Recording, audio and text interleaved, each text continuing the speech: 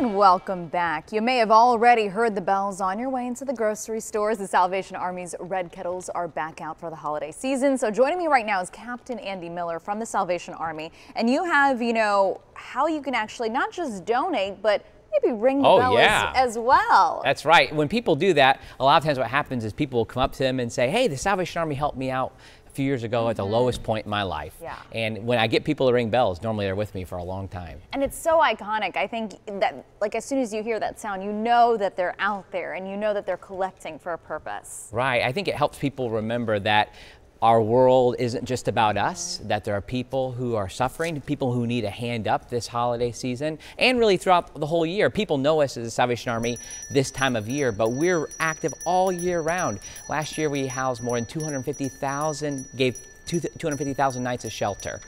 So if anyone's interested in becoming a bell ringer, what do they need to do? So they can go to our website, salvationarmytampa.org, and you can find places to ring all over the Tampa Bay area. We'd love to have people help. Normally we ask for people to give at least 2 hours of time to be able to do that, or they can get a group of friends together to do it. It's just a wonderful way to be able to connect with other people. I think a lot of times too what happens is that when you do it, you realize that the world isn't as divided maybe as we might think it is. You see people who give who you would never anticipate giving, and we can take that money and we really feel like we're able to do the most good with those resources as we serve people all throughout the Tampa Bay area. A great way to give back and also become a part of the community as well.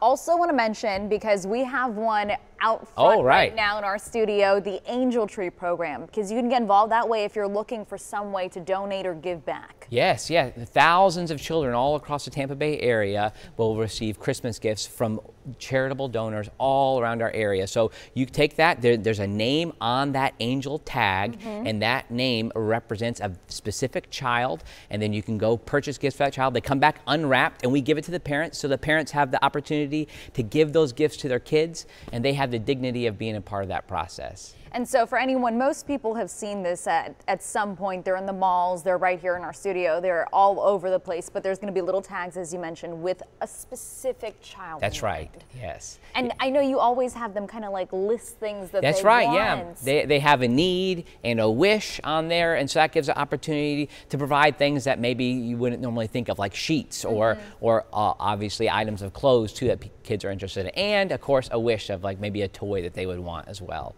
What's the greatest need you've seen so far this year for age group wise? Well, it's pretty much across the board. We have pretty consistency in ages that are requested.